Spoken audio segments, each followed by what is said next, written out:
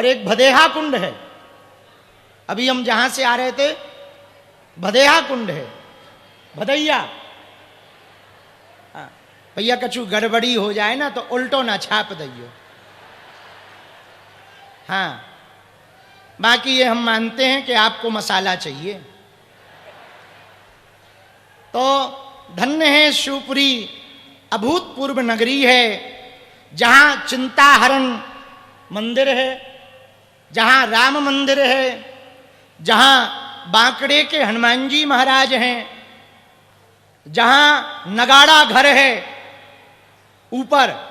अब नगाड़ा बजे ना बजे पर 7 दिन तो बजेगा। जहां पर मोहिनेश्वर महादेव हैं, जहां छतरी रोड वाले महादेव हैं, ऐसी प्राचीन नगरी शिवपुरी में आज से 7 दिन तक शिव की नगरी में कृष्ण की कथा बहेगी।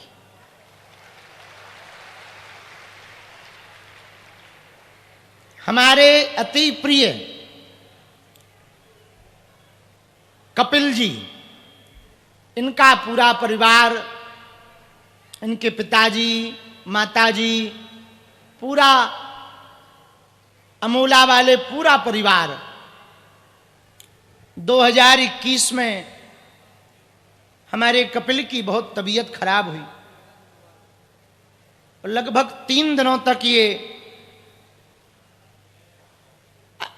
आगे आ जाओ थोड़ा, आईसीयू में ये बालक रहा। 6 महीने तक ये बालक हॉस्पिटल में रहा। वो दिन इनका परिवार कभी नहीं भूलता। माताजी बैठी हैं, बहनें बैठी हैं। कोरोना काल के समय की बात है, भयंकर बीमारी से ग्रसित भय, और जो 3 दिन थे आईसीयू के बड़े विचित्र दिन थे।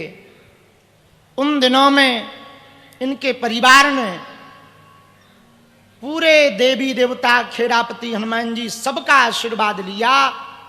बागेश्वर हनुमान जी की अर्जी लगाई कि इस बालक पर कृपा कर दो। हनुमान जी ने इनकी सच्ची श्रद्धा भावना को स्वीकार किया और पूर्ण स्वस्थ होकर के कपिल बाहर आया। उसी समय देखो शिवपुरी वाले और पूरे भारत में जहां जहां हमारे बागेश्वर धाम के परिकर हैं, कान खोलकर सुनो। ये ना तो कोई नेता है, ना कोई किसी का बहुत बड़ा, पूरे शहर ने सपोर्ट मन से दिया, तन से दिया, लेकिन बहुत ऐसा कोई छत्र छाया नहीं। पर श्रद्धा थी, संकल्प था कि बालाजी ने कृपा की है तो हम एक भागवत की कथा अपनी शिवपुरी में करवाएंगे। तो कई दिनों तक ये लगे रहे।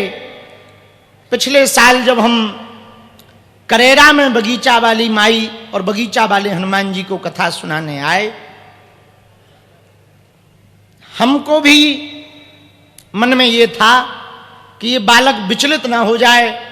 हमसे ज्यादा हमारे चेलों के दंद फदाल ज्यादा है। चाय से ज्यादा केतली गर्म होती है। बात समझ गए हम क्या कहना चाह रहे?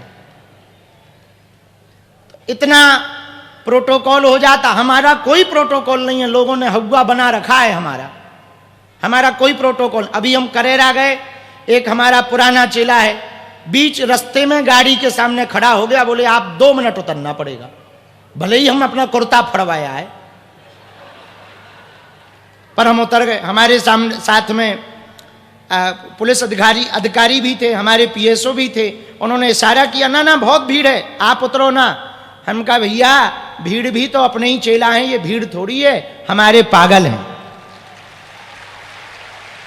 अब वो कई दिनों से जुड़ा है तो चाहे जो हो जाए। हम कहा जो, जब हम वहां फरीदाबाद में बम बारन से नहीं डरे, अब क्या हलवा डरेंगे। उतर गए। तो हमारे तो उतने ज्यादा प्रोटोकॉल, हमारा तो साधारण आदमी है, हम हैं बहुत सीधे जलेबी जैसे, बहुत सीधे साधे आदमी हैं। पर हमको मन में ये भय था कि प्रशासनिक ये बालक कैसे कर पाएगा।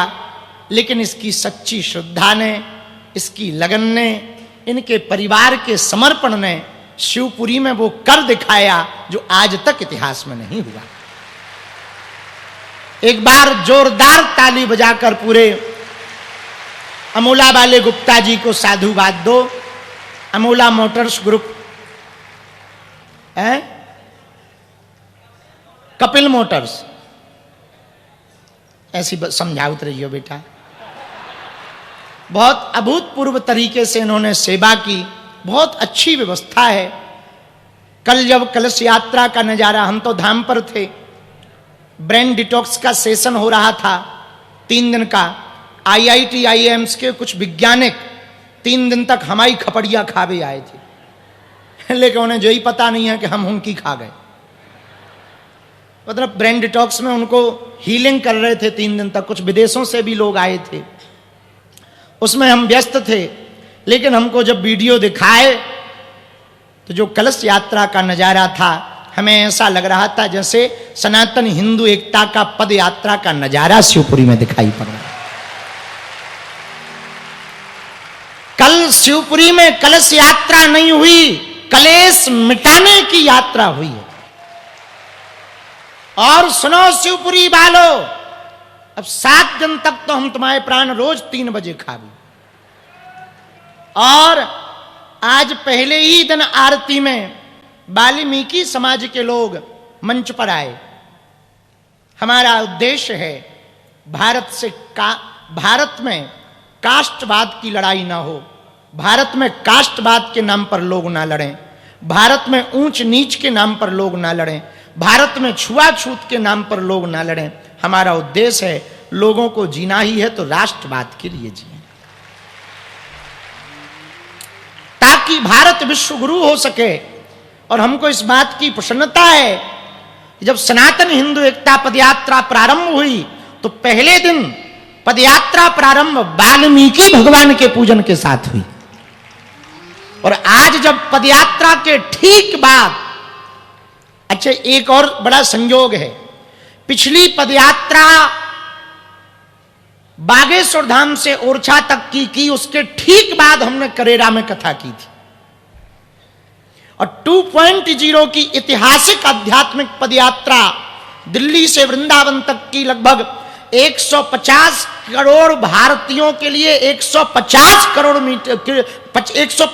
किलोमीटर की पदयात्रा, जिसमें लगभग 3 राज्य, 6 जिला, 422 ग्राम पंचायतें, लगभग 5 करोड़ की आबादी के बीच से पदयात्रा संपन्न हुई। और 16 नवंबर को 15 लाख लोग एक साथ बैठ करके संकल्प लिए वृंदावन में कि हम भारत को हिंदू राष्ट्र देखना चाहते हैं। लेकिन उसके ठीक बाद हमको इस पुण्यमयी भूमि, तपोमयी भूमि, सांस्कृतिक नगरी, पर्यटन नगरी, खेड़ापति हनुमान जी की नगरी, चिंताहरण महादेव की नगरी शिवपुरी में आने का सौभाग्य प्राप्त हुआ है। हम संपूर्ण शिवपुरी वासियों को दंडवत प्रणाम कर रहे हैं। लेकिन अब 7 दिन तक जिंदगी भर काम रहना है। 7 दिन की छुट्टी तुम बालाजी के नाम पे ले लो। कथा सुनाने तो हम आई हैं, कान खोलकर सुनो। हम चाहते हैं, देखो दुनिया को संभालने के पहले घर को संभाला जाता है, और मध्य प्रदेश हमारा घर है। जब मध्य प्रदेश का प्रत्येक जिला हिंदुत्व बाहुल और कट्टर हिंदुत्ववादी लोगों की विचारधारा से होगा, तब भारत हमारा पक्का हिंदू राष्ट्र होगा। और हमको कागजों पे हिंदू राष्ट्र चाहिए ही नहीं, वो तो हम पहले ही दिन कह चुके थे, विचारों में चाहिए। इन 7 दिनों में जो हनुमान जी हमसे कहलवाएंगे वो कथा सुनाएंगे। लेकिन यहां बहुत तंत्र मंत्र के नाम पर उपद्रव किए जाते हैं, उनके लिए 27 तारीख को दिव्य दरबार लगाया जाएगा। और यदि शिवपुरी वालों की श्रद्धा प्रबल रही, हम तो अपनी तरफ से प्रार्थना करेंगे, तुम भी करना। जो हमारे गुरुजी हैं, जिनके कारण दरबार लगता, सन्यासी बाबा, यदि उन्होंने कृपा कर दी तो 2 दिन तक का लगाया जाएगा।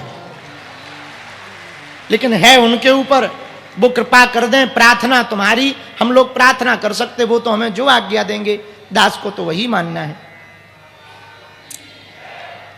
तो इन 7 दिनों में खूब उत्साह और आनंद के साथ हम सब भगवत चर्चा गाएंगे। श्रीमद् भागवत की कथा भक्ति की कथा है। श्रीमद् भागवत की कथा भाव की कथा है। श्रीमद् भागवत की कथा भक्तों की कथा है। श्रीमद् भागवत की कथा भगवान की कथा है। कोई साधारण ग्रंथ नहीं है। केवल साप्ताहिक श्रीमद् भागवत कथा का श्रवण करने वाला कोई भगत बिल्कुल नियम के साथ 7 दिन की कथा को सुन ले, ठाकुर जी की प्रत्यक्ष कृपा का अनुभव वो पंडाल के मध्य में ही कर पाएगा। हाँ, बाद की नहीं। देखो, हमारा एक सिद्धांत रहता है, हम इस बात के बिल्कुल भी पक्ष में नहीं है कि मरने के बाद स्वर्ग मिलेगा। मिलेगा नहीं मिलेगा भगवान जाने। जितने मरे सबके कार्डों में स्वर्गवासी लिखा गया। हमारे बगल में एक मडरी कतली मरा था, उनके भी लड़कों ने स्वर्गवासी लिखा। उस दिन से हमें स्वर्ग से भरोसे ही उठ गए हम कि जब जे स्वर्ग जा सकते हैं तो अपन क्या करेंगे उधर। ऐसे लोग जा रहे थे, हो गया कल्याण। हमारा मानना है मरने के बाद स्वर्ग मिले, ऐसी भक्ति मत करना जीते जी स्वर्ग जीवन बन जाए, ऐसी भक्ति का आधार पकड़ना। मरने के बाद किस किस को स्वर्ग मिला पता नहीं है, पर यदि तुम अपनी जिंदगी को जीते जी स्वर्ग ना बना पाए तो ना तो तुम्हारी भक्ति ठीक ठाक थी, ना जिंदगी ठीक ठाक थी। इसलिए परसों हमने अपने उद्बोधन में बागेश्वर धाम पर कहा, मेरे पागलो, तुम जिंदगी किसी को रिझाने के लिए मत जियो, दुनिया को अपना बनाने के लिए मत जियो। ये दुनिया भूलती बहुत जल्दी है। जिन्हें तुम याद करवाना चाहते हो, ये भगत सिंह को भूल गए, तुम किस खेत की मूली हो। इस दुनिया को याद कराने के लिए मत जियो। तुम्हारा श्रृंगार भी दुनिया को रिझाने के लिए ना हो, तुम्हारा जीवन भी दुनिया को रिझाने के लिए ना हो, क्योंकि इस दुनिया में कोई किसी से रीझता नहीं है। जब तक चेहरे पे चमक और पॉकेट में मनी है, तब तक सब तुम्हारे करीब हैं। जिस दिन ये दोनों गए, कोई राम राम तक नहीं करेगा।